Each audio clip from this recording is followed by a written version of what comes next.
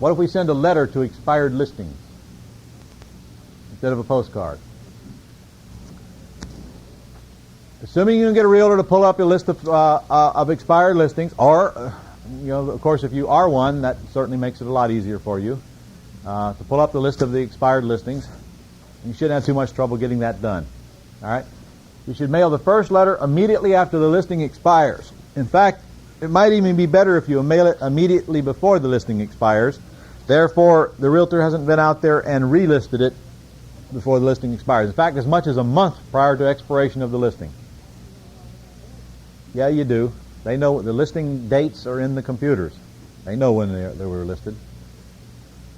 And if they don't worry about it. Just pull them up after they've expired and send them out anyway. Some of them will already be relisted, won't they? And some of them won't. Okay? And in the letter, you have an opportunity to tell a longer story. In fact, if you want to,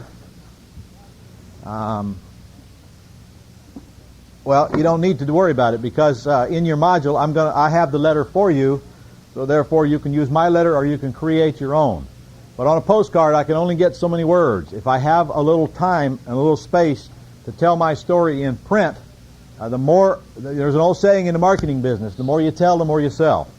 And maybe you wonder why marketers have the audacity to send you 8 or 12-page letters sometimes. Not like that I'd ever do anything like that. There's a reason for that. And the reason is because it gives more space for us marketers to tell our story, and the more space we have, the better chance we've got of getting your attention to convince you that what we're selling is worth you parting with your money to buy. There's an old saying that says there's no such thing as a letter that is too long, only a letter that is too boring. The truth is, if the person you're sending this information to is interested and you keep them reading, they'll read whatever length of piece you send them. However, if they're not interested, they're not going to read it regardless of what you put in it. Or if it's boring, you're not going to keep their attention long enough to give them a chance to read the rest. So don't worry about how long the letter is.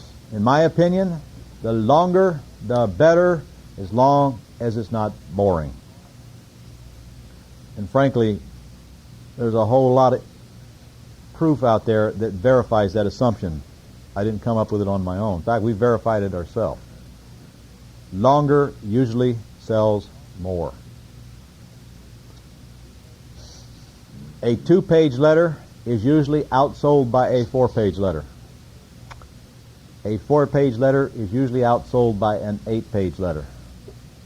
An 8-page letter is usually outsold by a 16-page letter.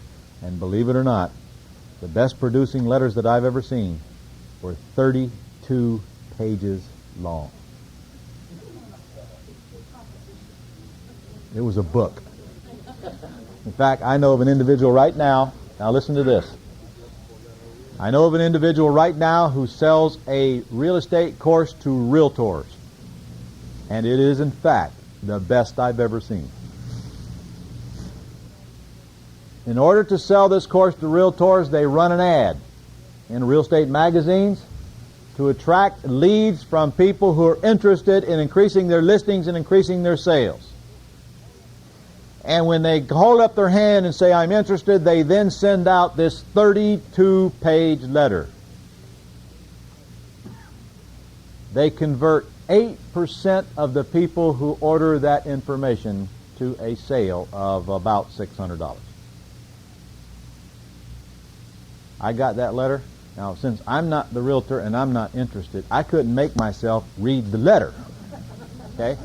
But if I'm a realtor and my lifeblood revolves around increasing my listings or increasing my sales, am I the right prospect? Assuming that this letter is strong enough to keep me reading, and believe me, this letter is strong enough to keep me reading. So don't believe that long does not sell.